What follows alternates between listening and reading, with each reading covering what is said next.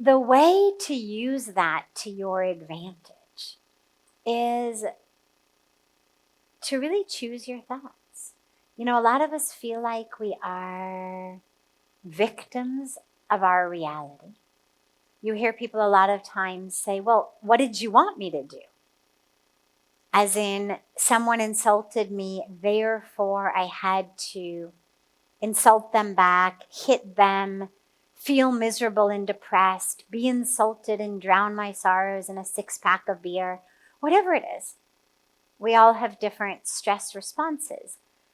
But there seems to be this belief that somehow, if someone insults me, is mean, is rude, well, what do you expect me to do? Like, obviously, I'm going to have a stress response. I'll get angry. I'll be sad. I'll feel hurt. I'll react in some way. But the truth is that we actually have full power, full autonomy, full agency. Just because someone is doing their anger, ego thing doesn't mean that we have to react. Just because someone else has lost themselves in the moment doesn't mean we have to. We have full control over not just our actions, but over our thoughts. If when someone insults you or hurts you, if instead of thinking something like, oh my God, how dare you, or who do you think you are, or I hate you too, or that's really mean, I feel hurt. Instead of that, if you recognize that that person is suffering, because we only give what we have, as I always remind people, if we are sharing and spreading pain and agony, it's because we have pain and agony. So think about it. What if, instead of thinking, I hate you, or that's not fair, or you're mean, or oh my God, I'm miserable. What if instead of that you thought, I hope you get well soon? I mean, just think about how your world would be different. How if any time anybody was mean to you, what you thought was, I hope you get well soon. And that your thought in that moment was just a prayer that may they recover. May they get well soon. Because whatever is going on in their mind that has caused them to be like that is a sense of dis-ease. So what if you just thought, I hope you get well soon? It changes everything. If instead of thinking that you are your body, what it looks like, what it earns, what it can do, what's happened to it, what it's done, if you realize that you are soul, spirit, divinity, consciousness, think about how your entire life changes. In the first case, everything is about getting more, grabbing more, having more, earning more. Because if I'm just this body, well, then I feel very not quite enough, you know? I mean, the body, it's kind of small and it's got all things wrong with it and there's so much it can't do. And, you know, the more you think about it, the more we realize, oh my God, so much isn't there. But if instead of identifying as the body, we identify as soul, as spirit, as divinity, well, then there's nothing lacking. Then we recognize that we are just like a variety of flower in a flower garden or a variety of fruit in a fruit garden that's different than others, but that's perfect in and of itself in its own way. So think about how your life would change if that thought changed. And that's the key. But you have to apply yourself.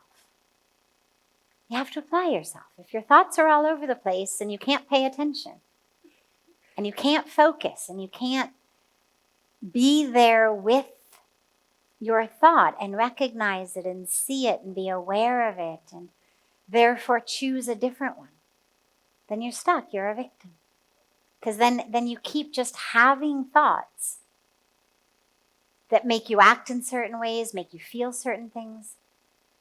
And in terms of actually creating our world, not just creating what we see in it, but actually creating it, well, of course, if I move through the world angry and suspicious and greedy and judgmental and negative,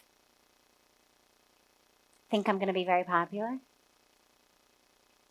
Think I'm going to have a lot of people really wanting to like hang out with me and, So I literally create a negative world. Not because the world is negative, but because through my thoughts, I have actually created a situation where no one wants to be with me. People don't do what I want them to do. People don't treat me nicely. But not because people are like that and I'm a victim of it, because I have actually co-created that in the universe. And so our thoughts are very much things, and they absolutely create our world. And you're very young. It's a perfect age to harness that thought. But if you're not present with it and you don't see what thoughts you're having and what world they are creating for you, then you won't be able to change them. So step one is we become aware of our thoughts. Just watch your thoughts. I saw a great sign once that said, watch your thoughts and you will see the future. So just literally watch your thoughts. Develop a practice, a meditative practice that's just watching your thoughts. It's going to be horribly embarrassing because we all like to think of ourselves as a lot deeper than most of the time we really are. We like to think of ourselves as a lot nicer, a lot more spiritual than most of the time our thoughts are. But just watch them. Notice them. And then, as you see a thought coming, choose something different. Choose love, choose peace, choose to consciously co-create the world you live in. By God, I am going to live in a community, in a society where people are really nice. So not only do we create our own reality, but we actually end up creating a reality for those around us based on how we treat them and what we expect from them. So as parents and as teachers, be really careful and recognize that power, but also recognize it in the rest of your life.